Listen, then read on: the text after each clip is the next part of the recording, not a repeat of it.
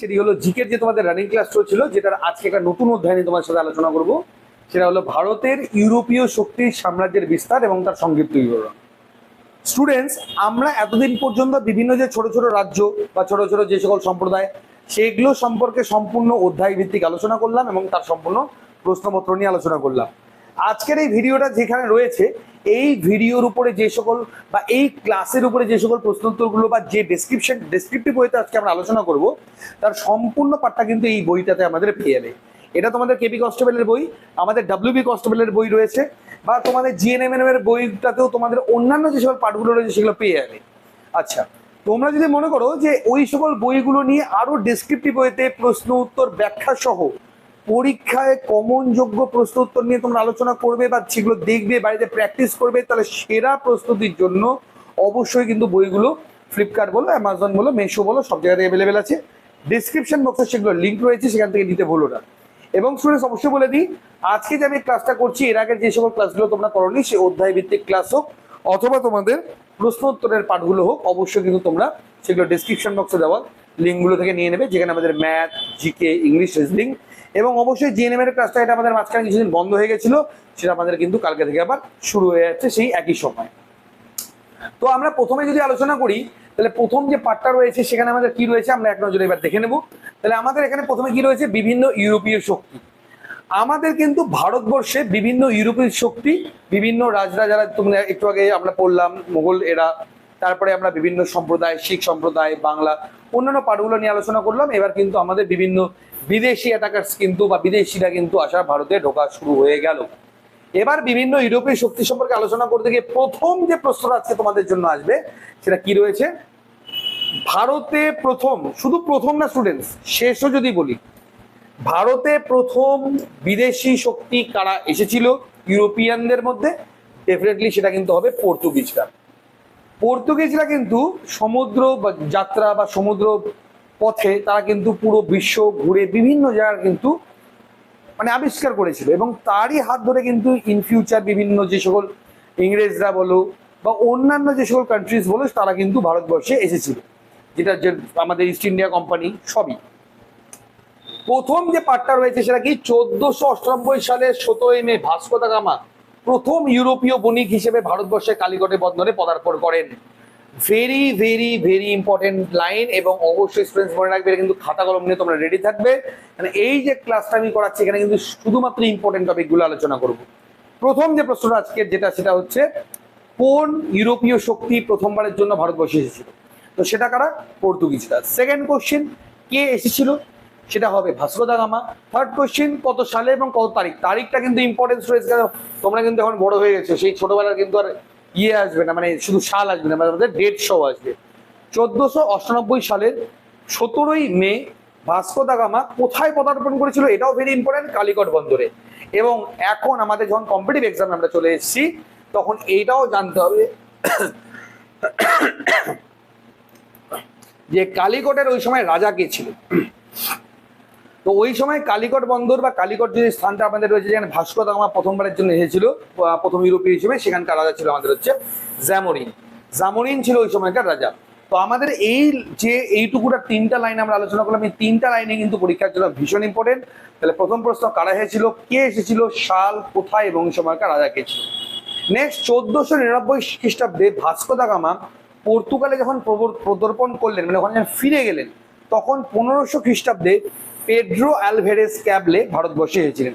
ইনি ছিলেন দ্বিতীয় পর্তুগিজ নাবিক যিনি কিন্তু ভারতবর্ষে পদার্পণ করেছিলেন। ঠিক আছে, নেক্সট আমরা এগিয়ে যাবো।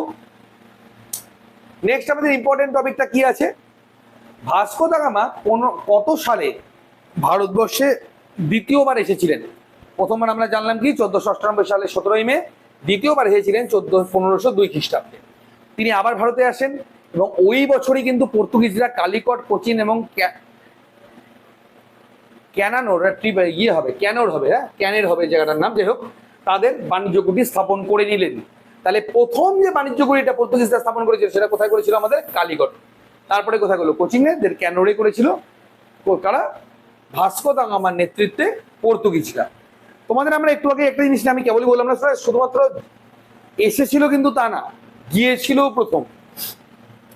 1960 সালে, 60-62 বলা হয় এটাকে, 1960-62 সালে যদি প্রশ্নটা এরকম থাকে, কোন বিদেশি বা ইউরোপীয় শক্তি ভারতবর্ষের স্বাধীনতার পরেও ছিল বা শেষে চলে গেছিল কারা? মানে ইউরোপিয়ানরা তো যারা মেনলি ইংরেজরা, ওরা তো 1947 সালে ওখান থেকে চলে গেল ভারতবর্ষ থেকে। তারপরেও কারা ছিল? ছিল পর্তুগিজরা। পর্তুগিজরা কিন্তু শেষ গোয়া থেকে গেছিল, সেখান থেকে গেছিল তারা, এবং সেখানে পর্তুগিজদের আধিপত্য তখনও ছিল, এখনো তোমরা এসেন্স সেখানকার অবশ্যই পাবে। তো 1960-62 সালে পর্তুগিজরা ছিল শেষ বিদেশি যারা কিন্তু ভারতবর্ষ থেকে চলে গেছিল। 1503 সালে কোচিং এর যে শাসনকর্তা ছিল ভাস্কো দা গামাকে প্রথম দুর্গ তৈরি করার কিন্তু অনুমতি প্রদান করেন। ফিফথ আলবুকাক, তোমাদের এটা ফিফথটা খুব একটা প্রয়োজন নেই। আলবুকাক বিজাপুরের সুলতানকে পরাজিত করে 1510 সালে কিন্তু গোয়া দখল করে নিয়েছেন। এই আলবুকাক ছিল কিন্তু একজন পর্তুগিজ গভর্নর। এই পর্তুগিজ গভর্নর কত সালে গোয়া দখল করেছিল? 1510 সালে। আমরা কেবলই যেটা নিয়ে আলোচনা করলাম, লাস্ট 1960 সালে, প্রায় তাহলে কত বছর তোমরা দেখতেই পাচ্ছ, এত বছর পর কিন্তু পর্তুগিজরা আলটিমেটলি ভারতবর্ষ থেকে চলে গেল।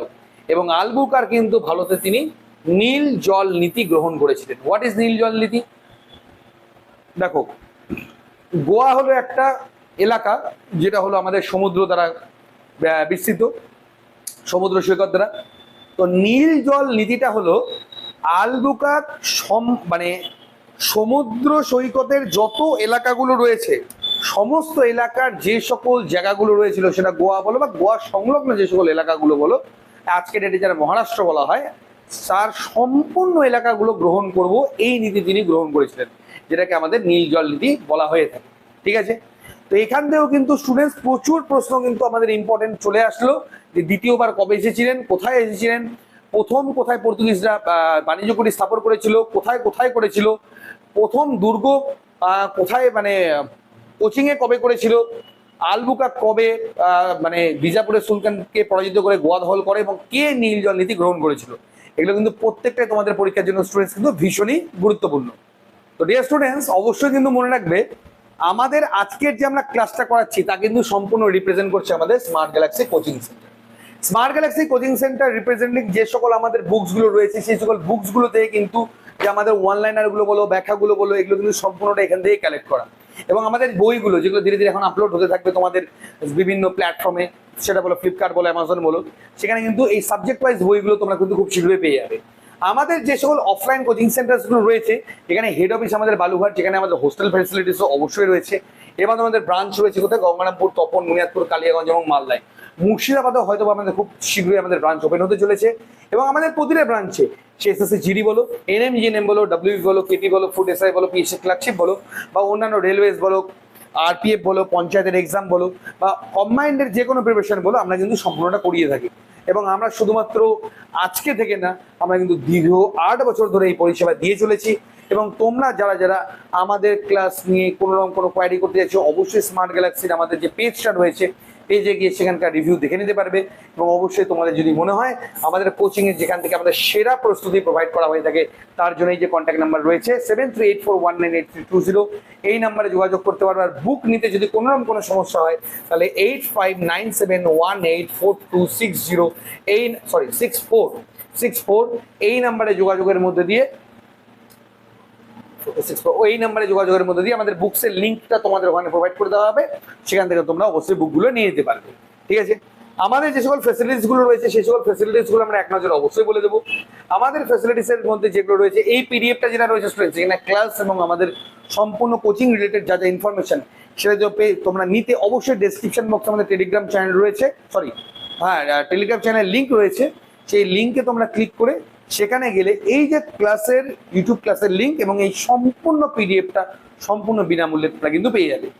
আমাদের এখানে সম্পূর্ণ সাবজেক্টের উপরে বই, আমাদের কোচিং সেন্টারে যদি কথা বলি, সম্পূর্ণ study materials, mock test, notes, PDF, OMR শিটে মক টেস্ট, সেরা প্রস্তুতি যেটা কোথাও হয় না, অফলাইন ক্লাস, সেই ক্লাসের রেকর্ডেড ভার্সন। তোমরা যদি মনে করো যে পরে গিয়ে ক্লাস করবে, সেটা ক্লাসটা পরে গিয়েও তোমরা দেখে নিতে পারবে। অনলাইনে এই ফ্যাসিলিটিস হয়। ওয়েস্ট বেঙ্গলে প্রথম যারা অফলাইন কোচিং করবে তারা ওই ফ্যাসিলিটিস পেয়ে যাবে। যদি কোনো ক্লাস তোমরা গিয়ে দেখে করতে চাও, সেই ভিডিও তোমরা পরে ডাউনলোড করে দেখে নিতে পারবে।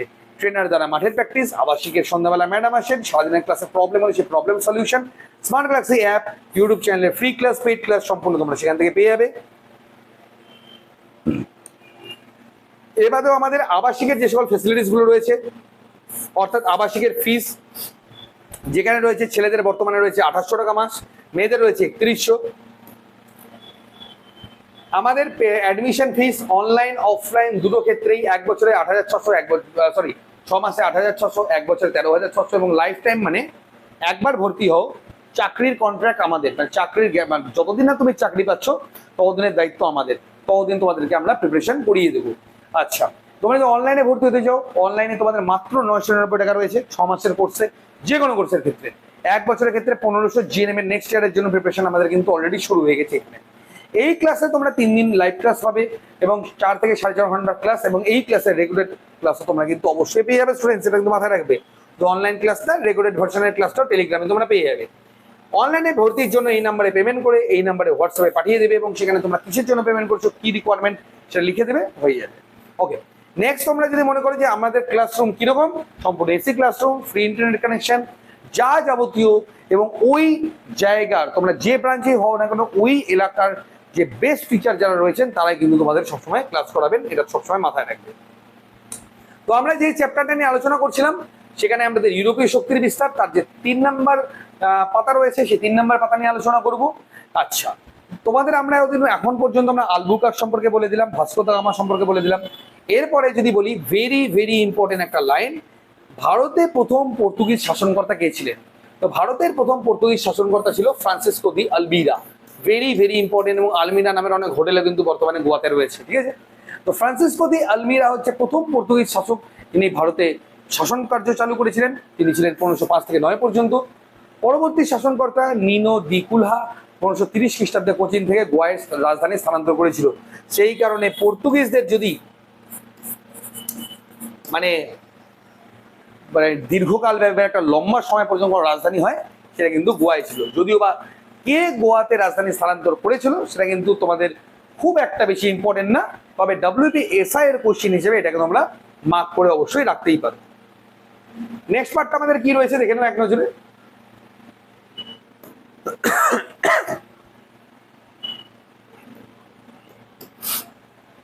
4 নম্বর পাতায় কি রয়েছে? ডাচ বা ওলন্দাজরা। আমরা ততক্ষণ অব্দি পর্তুগিজ সম্পর্কে জানলাম, এবার ডাচ। ডাচ বলতে বর্তমানে নেদারল্যান্ডকে বলা হচ্ছে।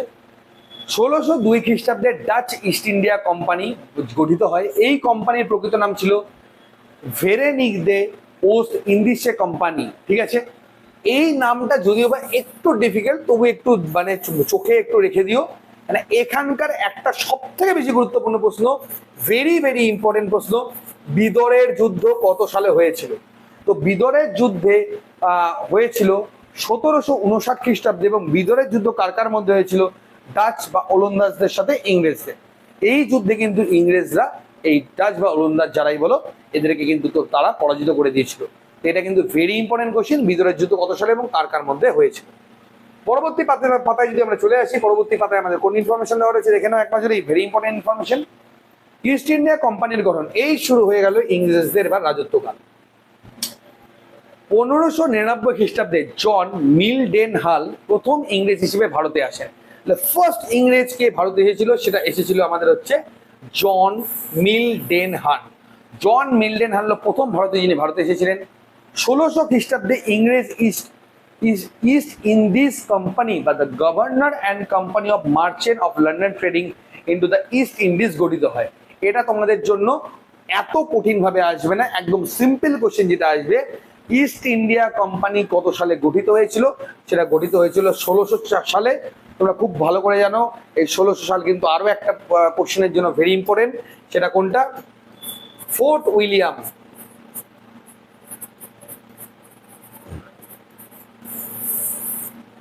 ফোর্ট উইলিয়াম কত সালে হয়েছিল? কাইন্ড অফ এরকমই কোশ্চেন। কত সালে? এটা থেকে আমার মনে পড়ে গেল, সেটা হচ্ছে 1800 সাল, ঠিক আছে। এই 20 মানে 1600 সালে হলো ইস্ট ইন্ডিয়া কোম্পানি, ঠিক তার 200 বছর পরে কিন্তু ফোর্ট উইলিয়ামের মতো জায়গা তৈরি করে ফেললো আমাদের লর্ড ওয়েলেসলি। সেটা কত সালে হয়েছিল? 1800 সালে। এবং ইংরেজরা যখন ভারতে ঢুকলো, যখন ভারতে ঢুকলো তখন তারপর থেকে কিন্তু বিদরের যুদ্ধটা তার আগে মানে তারপরে পরে শুরু হয়ে গেল, কারণ একদিকে ডাচ এবং ওলন্দাজ এবং পর্তুগিজরা নিজেদের আধিপত্য বাড়ানোর চেষ্টায় ছিল, আর ইস্ট ইন্ডিয়া কোম্পানি সবসময় চাচ্ছিল যে তাদের আধিপত্য কিভাবে ভারতবর্ষে বাড়ানো যায়।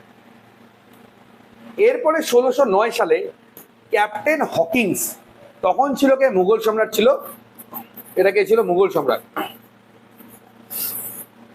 মুঘল সম্রাট ছিল জাহাঙ্গীর। জাহাঙ্গীরের দরবারে 1609 খ্রিস্টাব্দে ক্যাপ্টেন হকিংস প্রথমবারের জন্য সুরাটে বাণিজ্য ঘাঁটি নির্মাণের অনুরোধ জানান।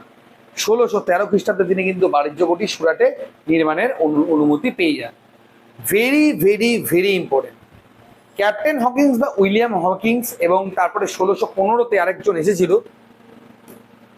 1615-তে কে এসেছিল তোমরা বলতে পারবে? সেটা এসেছিল টমাস রো। আচ্ছা, আমি একটু তোমাদের একটু বলে দিই। 1609 খ্রিস্টাব্দে ক্যাপ্টেন হকিংস বা উইলিয়াম হকিংস, তুমি যাই বলো, প্রথমে ভারতে আসলো। সে এসেছিল জাহাঙ্গীরের দরবারে, এসে বললো কি আমার একটা বাণিজ্য কুঠি এখানে আমরা স্থাপন করব।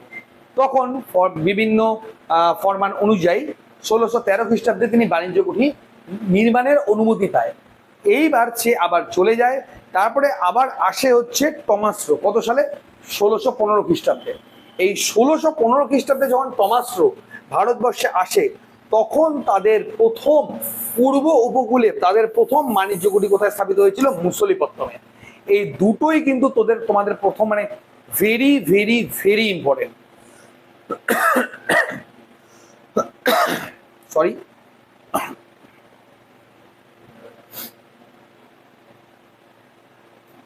যদি বলা হয় কোন মানে রাজার নির্দেশে, ওই সময় রাজতন্ত্র, আজকেরও ব্রিটেনের রাজতন্ত্র রয়েছে, রাজার নির্দেশে রাজার দূত হিসেবে কে প্রথম ভারতে এসেছিল, সেটা কিন্তু উইলিয়াম হকিংস আসেনি, ইস্ট ইন্ডিয়া কোম্পানির হয়ে এসেছিল। কিন্তু রাজার হয়ে যদি কেউ বলা হয় যে প্রথম কে এসেছিল, তাহলে কিন্তু সেটা আমাদের হবে হচ্ছে টমাস রো। টমাস রো কিন্তু ওই সময় ছিল জেমস, প্রথম জেমস, ওই সময় রাজা ছিল প্রথম জেমস। প্রথম জেমসের দূত হয়ে ক্যাপ্টেন টমাস রো ভারতে এসেছিল, জাহাঙ্গীরের দরবারে আসে। অলরেডি সুরাটে কিন্তু বাণিজ্য কুঠি স্থাপন করার পারমিশন ছিল। এবার পূর্ব উপকূলে মানে পূর্ব সাইডে প্রথমবারের জন্য বাণিজ্য কুঠি স্থাপন হলো কোথায়? আমাদের মুসলিপত্তমে। এটাও কিন্তু তোমাদের পরীক্ষার জন্য ভেরি ভেরি ভেরি ইম্পর্টেন্ট। এবং এখান থেকে কিন্তু আগামী ডাব্লিউবি বলো, কেবি বলো, যে কোনো পরীক্ষা বলো, পঞ্চায়েত বলো, সিজিএল বলো, বা যে যে পরীক্ষাগুলো রয়েছে, সেখানে কিন্তু আসার একটা বিরাট সম্ভাবনা রয়েছে। ডিয়ার স্টুডেন্টস, তোমাদের একটা কিন্তু বেশ রমরমা মার্কেট চলছে যে ডাব্লিউবি কনস্টেবলের পরীক্ষা এই একটা ডেটে হতে পারে, একটা ভাইরাল একটা টাইম চলছে, তাই না? তো স্টুডেন্টস, আমি তোমাদের সামনে আসতে চলেছি কালকে একদম অথেন্টিক খবর নিয়ে, যে আদৌ কি ওই ডেটে পরীক্ষা হবে, বা হলেও কিভাবে প্রিপারেশন নেবো, না হলে আমরা কি করবো। তো জাস্ট কালকে অবধি ফোকাস করে থাকো, এবং অবশ্যই চ্যানেলটি দ্রুত সাবস্ক্রাইব করে নাও, এবং ভিডিওগুলো কিন্তু স্টুডেন্টস ফটাফট শেয়ার করে দাও। কমেন্ট করতে ভুলবে না, কারণ তোমাদের কমেন্ট আমাদের কাছে কিন্তু ভীষণই মূল্যবান। ওকে, নেক্সট যেটা রয়েছে বাণিজ্যের বিস্তার। 1668 খ্রিস্টাব্দে দ্বিতীয় জেমসকে বাৎসরিক 10 পাউন্ড প্রদানের বিনিময়ে ইস্ট ইন্ডিয়া কোম্পানি লিজে জমি অধিগ্রহণ করেছিল। আচ্ছা, রাজা চলে আসলো, রাজা দ্রুত চলে আসলো, বাণিজ্য স্থাপন হয়ে গেল। এর মাঝখানে তোমাদের একটু আগে বলে উইলিয়াম হকিংস ঘুরে গেছিল ভারত থেকে। ও বললো কি, এবার ইস্ট ইন্ডিয়া কোম্পানি এবার ভাবছে কি, ওরা জাস্ট কিন্তু কোম্পানি, ওরা ভাবছে কি যে এখানে কিন্তু একটা মানে ব্যবসা করার কিন্তু একটা দারুণ জায়গা, এখানে কিন্তু দারুণ ব্যবসা করা যাবে, এখানে লাভজনক ব্যবসা আছে। ওরা ঢুকে গেল, যেহেতু রাজার একটা প্রভাব রয়েছে, ওরা বললো কি আপনাদের জমি থেকে আমাকে কিছু জমি দিন। তো 1668 খ্রিস্টাব্দে রাজার কাছেই তারা জমি লিজে নিল। স্যার জেমস অক্সডেন বোম্বের প্রথম গভর্নর হিসেবে তখন নিযুক্ত হয়ে গেলেন। দেখো ধীরে ধীরে তাদের আধিপত্য শুরু হয়ে গেল। তাহলে স্যার জেমসই ছিল অক্সডেন গভর্নর বোম্বে, তখন কিন্তু বোম্বে ছিল, হ্যাঁ মুম্বাই ছিল না, বোম্বের প্রথম গভর্নর হিসেবে নিযুক্ত হয়ে গেল। তাহলে জেমস বোম্বের প্রথম গভর্নরের নাম কি? Sir James অক্সডেন। 1687 খ্রিস্টাব্দে বোম্বে পশ্চিম উপকূলের সদর দপ্তরে পরিণত হয়। পূর্ব উপকূল মানে আমাদের কলকাতা কেন্দ্রিক, পশ্চিম উপকূল মানে মহারাষ্ট্র বা মুম্বাই কেন্দ্রিক, এটা কিন্তু হয়ে গেল। 1632 খ্রিস্টাব্দে গোলকুন্ডা সুলতান গোল্ডেন ফরমান জারি করে ইংরেজদের ব্যবসা বাণিজ্যের নিরাপত্তার আশ্রয় মানে নিরাপত্তা যাতে করতে পারে সেই আশ্বাস তাদেরকে দিয়েছিল। ঠিক আছে, আচ্ছা নেক্সট আমাদের কি রয়েছে? Very very another important question বলবো না, ওয়ান লাইনার অবশ্যই বলবো। কি আচ্ছা, 1690 সালে জোপ চার্নাক বাংলার সুতানুটিতে একটি বাণিজ্য কুঠি স্থাপন করে এবং এটা হচ্ছে বাংলার প্রথম কোনো বাণিজ্য কুঠি। তাহলে বাংলার প্রথম বাণিজ্য কুঠি কোথায় স্থাপিত হয়েছিল? সুতানুটিতে। এবং সেটা কে পারমিশন নিয়েছিল? জোপ চার্নাক। কত সালে? 1690 সালে। 1698 সালে ইংরেজরা 1200 টাকার বিনিময়ে সুতানুটি, গোবিন্দপুর এবং কলকাতা, এবং মাথায় রাখবে স্টুডেন্টস, কলকাতা কিন্তু তখন গ্রাম ছিল, আজকের মতো মহানগর না। এই সুতানুটি, গোবিন্দপুর এবং কলকাতায় তিনটেকে মিলেই কিন্তু বর্তমানের কলকাতা। ওই কলকাতায় তিনটা গ্রামকে মাত্র 1200 টাকা দিয়ে কিন্তু লিজ নিয়েছিল। কত সালে? 1698 সালে। এবং এই তিনটা গ্রাম নিয়েই পরবর্তীকালে কলকাতা শহরের উত্থান কিন্তু হয়। 1696 খ্রিস্টাব্দে সুতানুটিতে দুর্গ নির্মাণ হয় এবং যার নামকরণ করা হয় ফোর্ট উইলিয়াম, এবং প্রথম গভর্নর হিসেবে নিযুক্ত হয়েছিলেন ওই সময়কার চার্লস আয়ার। তাহলে 1696 খ্রিস্টাব্দে সুতানুটির দুর্গটা নির্মাণ হলো। তাহলে এর পরবর্তীকালে কি নাম হলো? ফোর্ট উইলিয়াম, তাই না? 1800 সালে হলো। 1800 সালে কে ছিল? Lord Wellesley. এবং ওই সময়কার প্রথম গভর্নর হিসেবে নিযুক্ত হলো চার্লস আয়ার। তাহলে ইস্ট ইন্ডিয়া কোম্পানির পক্ষে প্রথম যদি কোনো গভর্নর বলা হয় তাহলে তার নাম কি হবে? চার্লস আয়ার। এবং এটাও কিন্তু পরীক্ষার জন্য ভেরি ইম্পর্টেন্ট। ঠিক আছে, এটা বাংলার গভর্নর। ঠিক আছে, নেক্সট পার্ট কি রয়েছে দেখে নাও। বলেছে কি? স্যার জন সারম্যান ফারুকশিয়ার রেফরম্যান, very very very important. Again Farrukhsiyar রেফরম্যান পরীক্ষায় এটা সবচেয়ে বেশি আছে। ফারুকশিয়ার রেফরম্যান কত সালে জারি করা হয়েছিল? 1717 সালে ফারুকশিয়ার রেফরম্যান। 1717 সালে স্যার জন সারম্যান ফারুকশিয়র কে ছিল? এই ফারুকশিয়র ছিল একজন হচ্ছে মুঘল সম্রাট। ইনি ছিলেন একজন মুঘল সম্রাট। এই মুঘল সম্রাটের কাছ থেকে বাদশাহকে মাত্র বাৎসরিক বছরে 3000 টাকা দেবে। এর মাধ্যমে এই ফারুকশিয়ার রেফরম্যানের মধ্যে বাংলা, বিহার এবং ওড়িশা, যেটা ছিল ওই সময়কার ব্যবসার মূল কেন্দ্র, সেখানকার শুল্ক, বাণিজ্য শুল্ক, ট্যাক্স হিসেবে 3000 টাকা দিয়ে দিল। এবং সেখান থেকে ওরা যা ইনকাম করবে নিজেদের। তো বুঝতেই পারছো ইংরেজরা কতটা টুপি পরিয়ে চলতো আমাদের ওই সময়কার যারা বাদশা থেকে শুরু করে যারা যারা ছিল। তো মাত্র 3000 টাকা বিনিময়ে বাংলা, বিহার, উড়িষ্যার যে ইয়েটা বিনা শুল্কে ব্যবসা করার অনুমতি, সেটা কার কাছে নিয়েছিল? 1717 সাল। এবং কার কাছে? ফারুকশিয়ার কাছে। কে নিয়েছিল? Sir John Sherman. এই গোটাটাই কিন্তু তোমাদের পরীক্ষার জন্য ভেরি ইম্পর্টেন্ট। ওকে, এবং আজকে আমাদের যে লাস্ট পার্টটা রয়েছে, এবং লাস্ট পার্টটা নিয়ে আমরা যেটা নিয়ে আলোচনা করবো সেটা কি রয়েছে দেখে নাও। দিনেমার। এই দিনেমার কে ছিল? দিনেমার বা ড্যানিশরা কত সালে ভারতে আসে? ড্যানিশরা ভারতে এসেছিল হচ্ছে 1616 খ্রিস্টাব্দে। এবং 1620 খ্রিস্টাব্দে তামিলনাড়ু, যেটা নাম ছিল আগে ট্রিভেন্ট্রুয়েল, তামিলনাড়ুতে বাণিজ্য কুঠি স্থাপন করে। তাহলে প্রথম বাণিজ্য কুঠি তামিলনাড়ুতে কারা স্থাপন করেছিল? সেটা করেছিল হচ্ছে দিনেবার বা ড্যানিশরা। কত সাল? 1616 সাল। এরপরে 1676 সালে শ্রীরামপুরে তাদের সদর দপ্তর নির্মিত হয়। তাহলে ড্যানিশদের সদর দপ্তর কোথায় ছিল? শ্রীরামপুরে। এবং যার নাম করা হয়েছিল পরবর্তীকালে ফ্রেডরিক নগর। ঠিক আছে, তো ডিয়ার স্টুডেন্টস, আজকে যে ইংরেজ শক্তিদের যে বিভিন্ন উত্থান, সেটা যে প্রথম পার্ট, তার সম্পর্কে আমরা বিস্তারিত আলোচনা কিন্তু করে দিলাম। তোমরা খালি একটা কাজ করবে, তোমাদের যেটা আমি হাজারবার বলেছি, খাতা কলম নিয়ে আমার ক্লাসে কিন্তু বসতে হবে। খাতা কলম নিয়ে জাস্ট খালি কাইন্ডলি স্টুডেন্টস তোমরা বসবে, বসে খালি ক্লাসগুলো করবে, নোট করবে, কোশ্চিন তৈরি করে নেবে, নিজের মতো খালি রেগুলার ক্লাসটা করতে থাকবে।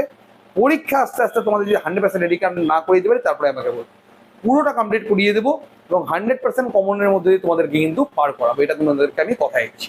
তো ডিয়ার স্টুডেন্টস, মাঝে মাঝে যখন ক্লাস আমার ল্যাগ হয়, এইটুকুই মাথায় রাখবে স্টুডেন্টস, এই গরমের কারণে, বিভিন্ন ক্লাসের কারণে, এতটা চাপের কারণে মাঝে মাঝে হয়তো ক্লাসটা ল্যাগ হতে পারে। ওটা নিয়ে কোনো সমস্যা নেই, আমি এক্সট্রা ক্লাস করিয়ে সেগুলো তোমাদেরকে কমপ্লিট করিয়ে দেবো। ওকে, তো অবশ্যই স্টুডেন্টস যদি মনে করো যে আমার কাছে তোমরা এসে ক্লাস করবে, জাস্ট সিম্পল ইজ দ্যাট, এই নাম্বারে যোগাযোগ করো। আবাসিক রয়েছে, আবাসিকে থেকেও করতে হবে, যারা লোকাল রয়েছে, লোকালও যারা রয়েছে তারাও কন্ট্যাক্ট করতে পারো। জাস্ট এই নাম্বারে যোগাযোগ করবে, আমার ম্যানেজারের নাম্বার, কন্ট্যাক্ট করবে। কন্ট্যাক্ট করে তোমরা কিন্তু যদি মনে করো এই বছর তোমার একটা চাকরি দরকার, জাস্ট এই নাম্বারে তোমাদের কল করাটা বাকি আছে। এর মধ্যে দিয়ে তোমরা কিন্তু অবশ্যই সেরা প্রস্তুতি, খাতা কলম খালি তোমাদের, বাকি সব কিছু আমাদের এই মিলে প্রস্তুতি আমি কমপ্লিট করিয়ে দেবো। তো ডিয়ার স্টুডেন্টস, আজকের ক্লাসটা এতটাই। ভালো লাগলে খালি একটা রিকোয়েস্ট, শেয়ার করো স্টুডেন্ট, যতটা পারবে শেয়ার করবে। যে সকল তোমরা হোয়াটসঅ্যাপ বা ফেসবুকের গ্রুপে রয়েছে, এডুকেশনাল গ্রুপ, সেগুলোতে শেয়ার করো। যত তোমরা একসাথে ক্লাস করতে পারবে, তত কিন্তু তোমরাও ইন্টারেস্ট, মানে ক্লাসটাও ইন্টারেস্টিং হবে এবং তোমরা কিন্তু যথেষ্ট ইন্টারেস্ট পাবে। তো ডিয়ার স্টুডেন্টস, আজকের মতো এতটাই। ধন্যবাদ।